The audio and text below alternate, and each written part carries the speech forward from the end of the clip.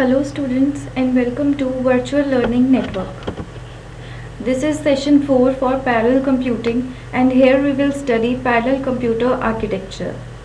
And the topics covered are pipeline processing, pipeline processor, classification of pipeline processors, vector processing, array processing, superscalar processors, VLIW architecture and multi-threaded processors. Now first of all, what is pipeline processing? To introduce pipeline in a processor P, following are the steps. First is subdivide the input processor into a sequence of subtask. सबसे पहले हमें process को एक सब task में divide करना होता है और इन सब टास्क को हम कहते हैं सेगमेंट्स. फिर हर स्टेज पे these subtasks will perform some operation on a distinct set of operands. और फिर एक स्टेज SI कंप्लीट होने पर उसका result next stage that is SI+1 को पास होता है and the stage SI receives a new set of input from previous stage SI-1. Next is pipeline processor. A pipeline processor can be defined as a processor that consists of a sequence of processing circuits called segments. जैसे कि हमने अभी पहले पढ़ा था, pipeline processor जो है एक प्रोसेसर होता है जिसके अंदर सीक्वेंस ऑफ प्रोसेसिंग यूनिट्स होते हैं जिनको हम सेगमेंट्स कहते हैं और फील्ड ऑफ ऑपरेंड्स होते हैं. ऑपरेंड्स डेटा जिन पे हम प्रोसेसिंग कर रहे हैं.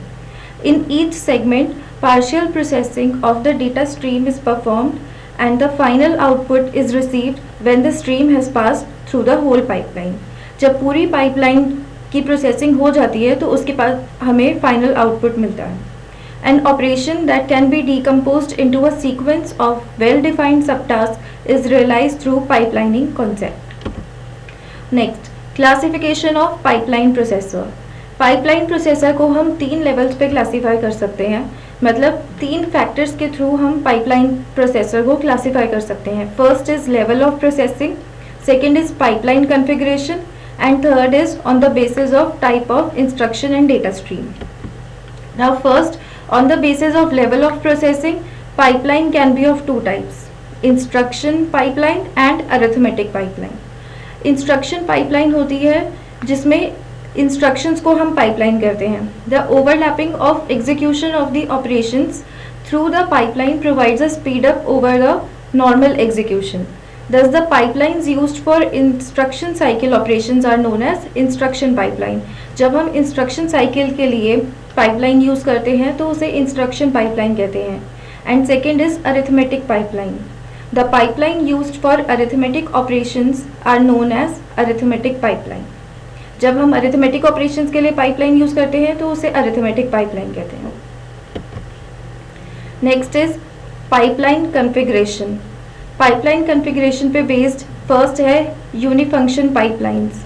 When a fixed and dedicated function is performed through a pipeline, then it is called unifunction pipeline. As the name suggests, unifunction means single function is performed through pipeline. Second, multifunction pipeline, जिसमें multiple functions perform करते हैं हम pipeline के through. Now third is based on the instruction and data stream. Instruction और data stream पे based 2 तरह की pipelines होती हैं. First is scalar pipeline and second is vector pipeline. Scalar pipeline जब हम स्केलर ऑपरेंड्स परफॉर्म करते हैं एंड सेकेंड वेक्टर पाइपलाइन जब हम वेक्टर इंस्ट्रक्शंस को प्रोसेस करते हैं. Now instruction pipelines. The process of executing the instruction involves the following major steps. 4 steps mainly involve होते हैं इंस्ट्रक्शन पाइपलाइन में.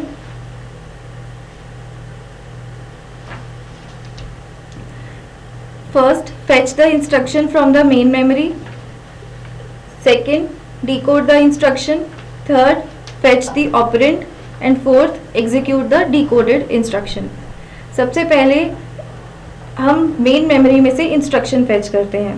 उसके बाद उस इंस्ट्रक्शन को डिकोड करके ऑपरेंड फेच करते हैं, यानी कि डेटा जिस पे हमें वो इंस्ट्रक्शन परफॉर्म करनी है.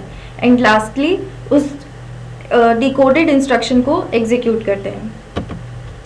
Next, arithmetic pipelines. The pipeline used for arithmetic computations are called arithmetic pipelines. नाम से ही पता चल रहा है, जो पाइपलाइंस हम अरिथमेटिक ऑपरेशंस के लिए यूज़ करते हैं उन्हें अरिथमेटिक पाइपलाइंस कहते हैं। और अरिथमेटिक पाइपलाइंस यूज़ करने के लिए दो एडर होते हैं। First is carry propagation adder and second is carry save adder. Carry propagation adder adds two numbers such that carries generated in successive digits are propagated, and carry saver adder adds two numbers such that carries generated are not propagated, rather these are saved in a carry vector. अब जैसे fixed arithmetic pipeline का ये example है कि x और y को multiply करने के लिए सबसे पहले x की सारी टर्म्स को हमने y0 से मल्टीप्लाई किया और उसको P1 में सेव किया।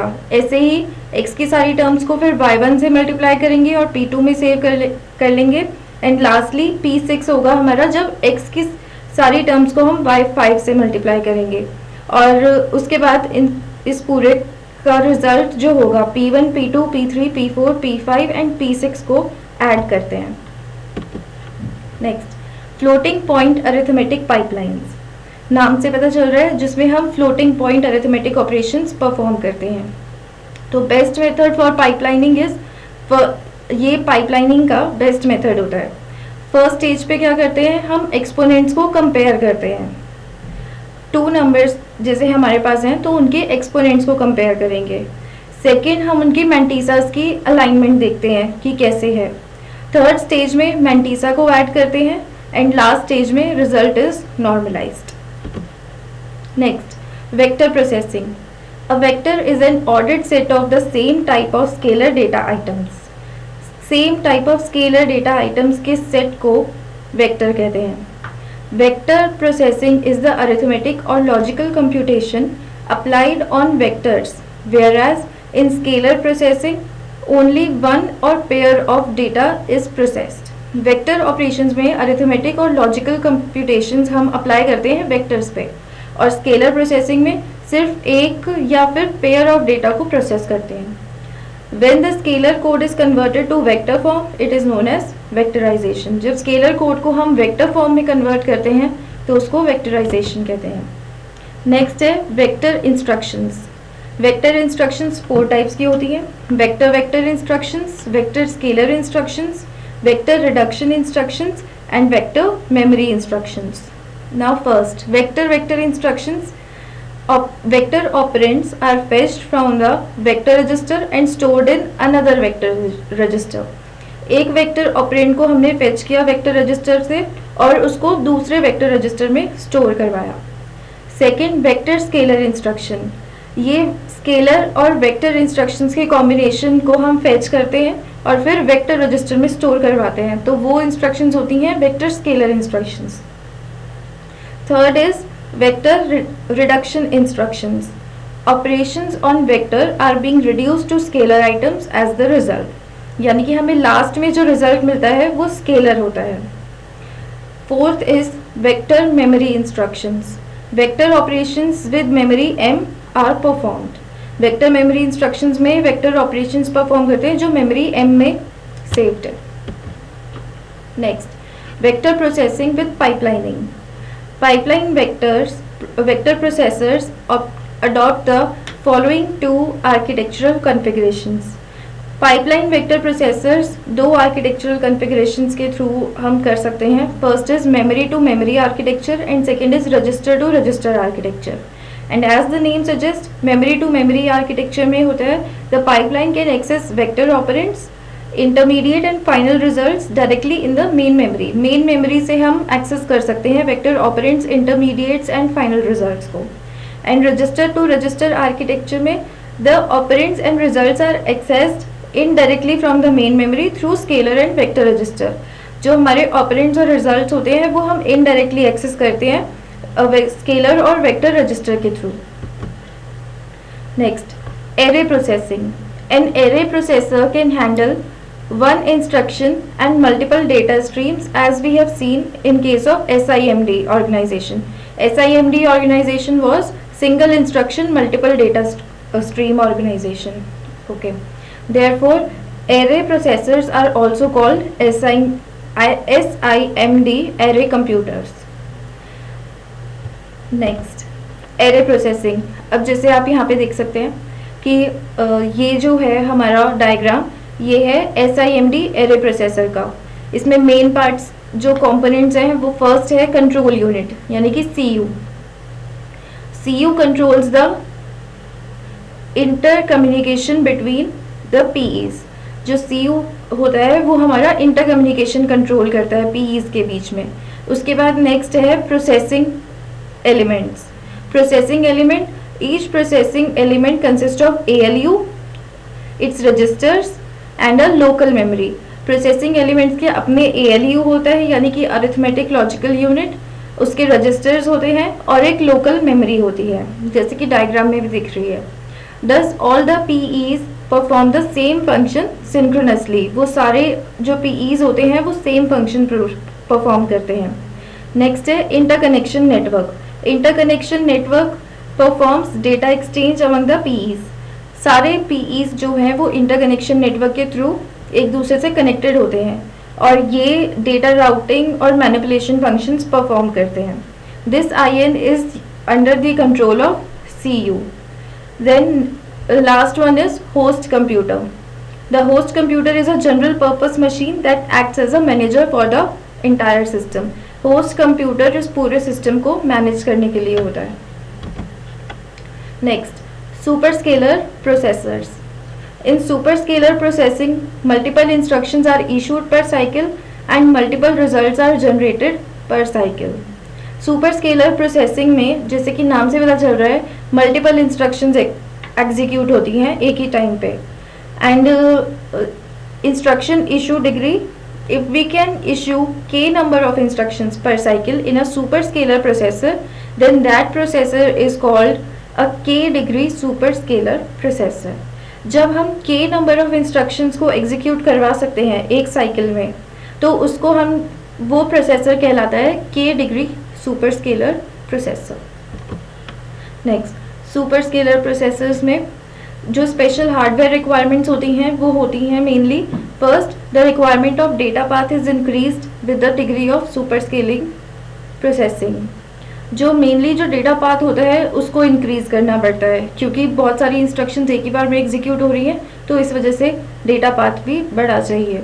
Suppose one instruction size is 32 bit and we are using 2 degree superscalar in processor, तो हमें 64 बिट का डेटा पाथ चाहिए होगा क्योंकि एक इंस्ट्रक्शन 32 बिट की है और हम 2 डिग्री सुपरस्केलर प्रोसेसर यूज़ कर रहे हैं यानी कि 2 इंस्ट्रक्शन एक बार में परफॉर्म हो रही हैं तो 32 + 32 इज इक्वल टू 64, तो हमें 64 बिट डेटा पाथ चाहिए।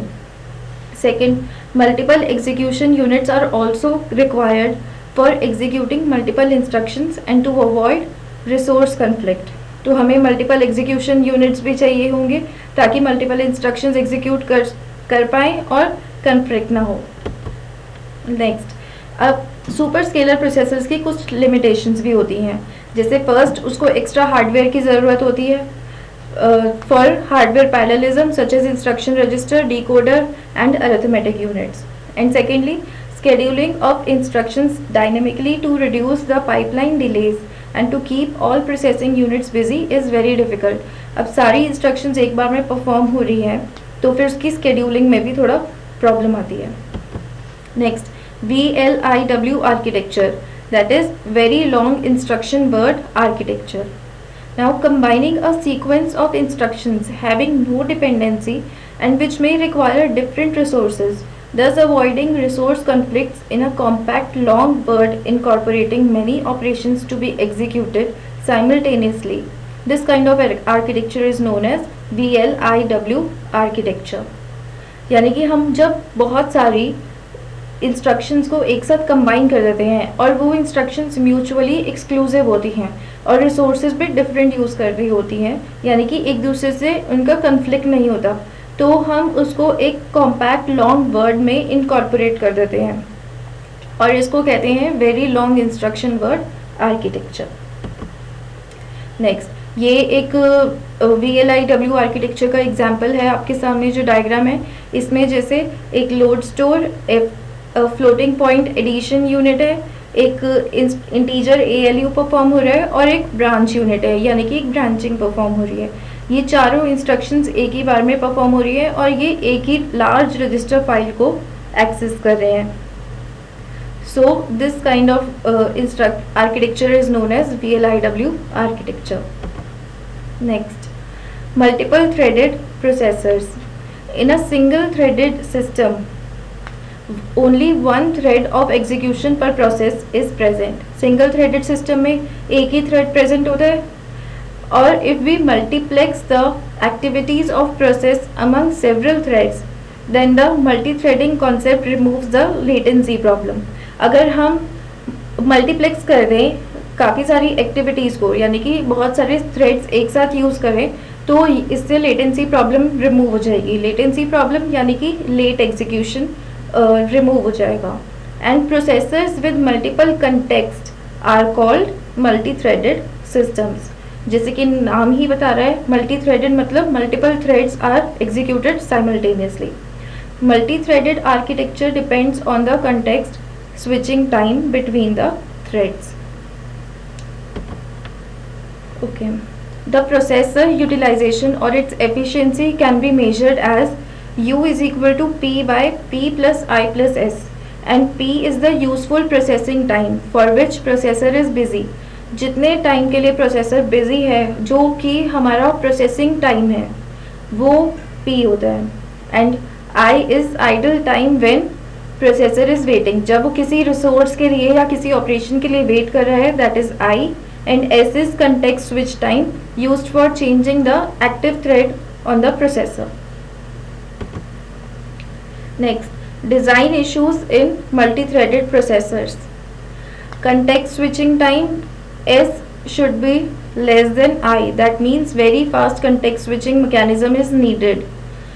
Second, number of threads. A large number of threads should be available such that processor switches to an active thread from the idle state. That's all for this session. Thank you.